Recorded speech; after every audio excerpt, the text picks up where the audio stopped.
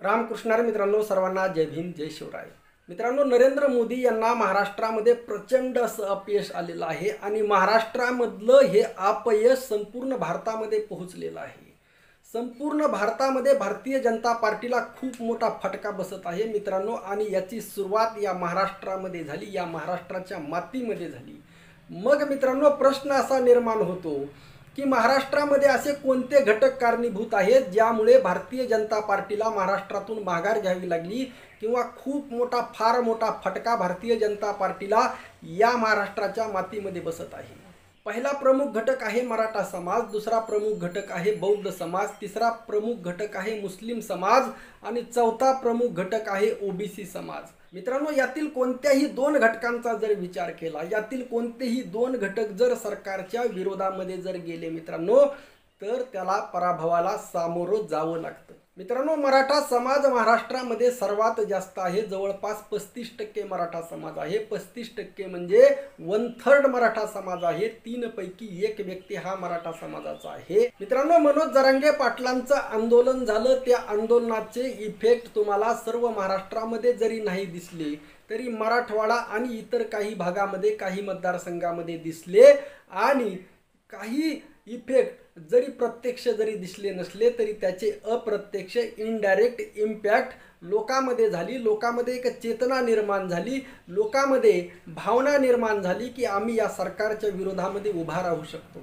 मित्रांनो, एक गोष्ट आठवा, 6 महिन्यापूर्वी, 1 वर्षापूर्वी एखादा आमदार, एखादा खासदार याच्याबद्दल माणसाच्या मनामध्ये, सर्वसामान्य लोकांच्या मनामध्ये भीती असायची। मित्रांनो, आमदार असो, खासदार असो, त्याचा मुलगा असो, नातेवाईक असो, सर्वांना साहेब साहेब साहेब म्हणावं लागायचं। आमदाराचा मुलगा जर गावामध्ये आले तर भैया साहेब आले, भैया साहेब आले, अशी परिस्थिती होती मित्रांनो। परंतु मराठा समाजाने या नेत्यांना गावबंदी केली, आणि ही गावबंदी म्हणजे काही बहिष्कार नव्हता, हा काही सामाजिक बहिष्कार नव्हता। सामाजिक बहिष्कार आपण त्याला म्हणतो, कमजोर आहेत, ज्यांना दाबलं जाऊ शकतं अशा लोकांवर टाकलेला बहिष्कार हा सामाजिक बहिष्कार असतो। परंतु जे एकदम प्रतिष्ठित आहे, ज्यांच्या हातामध्ये सर्व सत्ता आहे, सर्व काही, सर्व पावर, पैसा, संपत्ती, सर्व काही त्यांच्याकडे आहे, आणि जे लोक या सर्वसामान्य लोकांवर राज्य करत आहेत, सर्वसामान्य लोकांचं शोषण करत आहेत, आणि हे शोषण करून या लोकांनी हजारो करोडो रुपयाची संपत्ती गोळा केलेली आहे,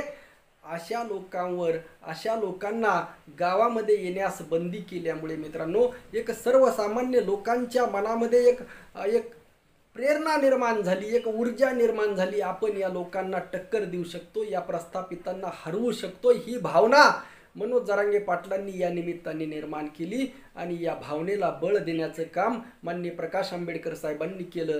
माननीय प्रकाश आंबेडकर साहेबांना या घटना सर्व दिसत होत्या, प्रत्यक्ष अप्रत्यक्ष ते या सर्व घटनेमध्ये, सर्व कार्यक्रमामध्ये भाग घेत होते, यावर भाष्य करत होते, यावर चिंतन करत होते, यावर आपलं मत मांडत होते। परंतु ज्या वेळेस या प्रस्थापित नेत्यांना गावबंदी केली, त्या विरोधात माननीय प्रकाश आंबेडकर साहेबांनी एकही स्टेटमेंट दिलं नाही। आता हे माननीय प्रकाश आंबेडकर साहेबांना दिसत नव्हतं का की एखाद्या नेत्याला, या प्रस्थापित नेत्यांना गावबंदी केली म्हणजे यांच्यावर काही बहिष्कार टाकला का, हे माननीय प्रकाश आंबेडकर साहेबांना दिसत नव्हतं का? दिसत होतं मित्रांनो, परंतु माननीय प्रकाश आंबेडकर साहेब यावर का बोलले नाहीत हे लक्षात घ्या। कारण अगोदरच तुम्हाला सांगितलं, हा काही बहिष्कार नव्हता, ही एक चळवळ होती, हे एक आंदोलन होतं मित्रांनो, आणि हे एक असहकाराचं आंदोलन होतं मित्रांनो।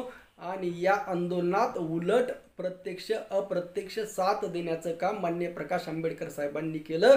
म्हणजे एक मराठा समाज, दुसरा बौद्ध समाज आणि मुस्लिम समाज तर अगोदरच पासून या सर्वांसोबत जोडला गेलेला आहे। अर्धा मुस्लिम समाज अगोदरच मराठा समाजासोबत होता आणि अर्धा बौद्ध समाजासोबत होता, आणि या तिघांची ताकद एकत्र झाली, आणि हे तीनही समाज सरकारच्या विरोधामध्ये उभा राहिले, आणि मित्रांनो याचा प्रचंड असा परिणाम झाला।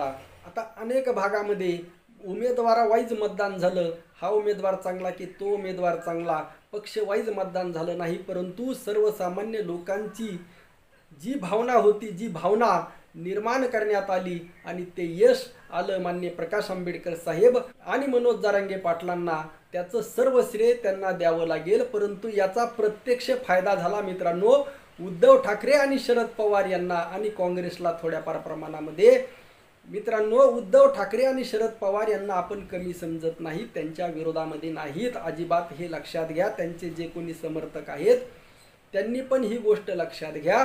या सर्वांना कोऑपरेट करण्याचं काम माननीय प्रकाश आंबेडकर साहेबांनी केलं होतं, यांच्यासोबत लढण्याची तयारी दर्शवली होती. आणि जर माननीय प्रकाश आंबेडकर साहेब सोबत असते तर अजून परिणामी वेगळे दिसले असते. म्हणजे महाविकास आघाडीचे जवळपास 40 खासदार निवडून आले असते. कारण ज्या प्रेरणेने, ज्या त्वेषाने लढण्याची ताकद वंचित समाजामध्ये आहे, तो सर्व समाज या मागे उभा राहिला असता आणि त्याचे वेगळे परिणाम या महाराष्ट्रामध्ये दिसले असते. तर संपूर्ण भारतीय जनता पार्टीचा सुपडा या देशातून साफ झाला असता मित्रांनो. आणि मित्रांनो, संविधान सभेतील त्यांचे भाषण ऐका माननीय प्रकाश आंबेडकर साहेबांचे.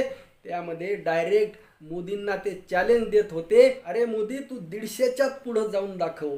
म्हणजे मित्रांनो, आपण एका क्रिकेट प्रमाणे जर पाहिलं तर या सर्व खेळाचे भारतामध्ये या लोकशाहीच्या मतदानाचे जेवढे टप्पे झाले, या सर्व खेळाचे मॅन ऑफ द सिरीज कोण असतील तर मित्रांनो, मॅन ऑफ द सिरीज आहेत माननीय प्रकाश आंबेडकर साहेब आणि मनोज जरांगे पाटील. आणि प्रत्यक्ष अप्रत्यक्ष आता लोक काय असतात, एक पर्याय पाहत असतात, सक्षम पर्याय कोणता आहे. आपल्याला ठीक आहे, भारतीय जनता पार्टीला पराभूत करायचं आहे. मग अशा वेळी काही जण विचार करतील की हे मग नेतृत्व मान्य प्रकाश आंबेडकर साहेबांकडे का नाही आलं, किंवा हे सर्व मतदान मान्य प्रकाश आंबेडकर साहेबांकडे कन्व्हर्ट का नाही झालं.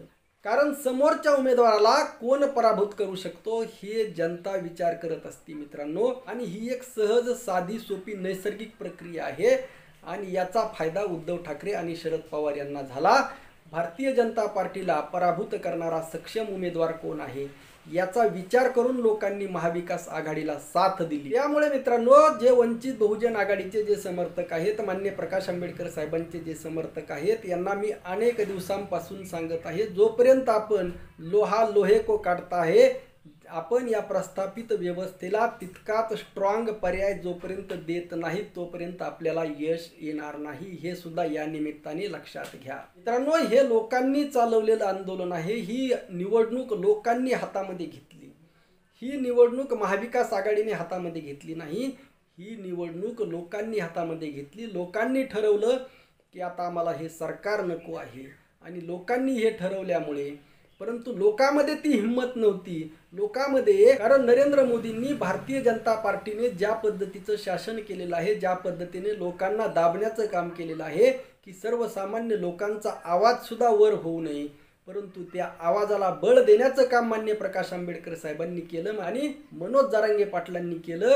आणि त्यामुळे एक ऊर्जा निर्माण झाली, एक चेतना निर्माण झाली. आणि मित्रांनो, त्याचे हे परिणाम आहेत. हे महाविकास आघाडीने सुद्धा लक्षात घेणं गरजेचं आहे.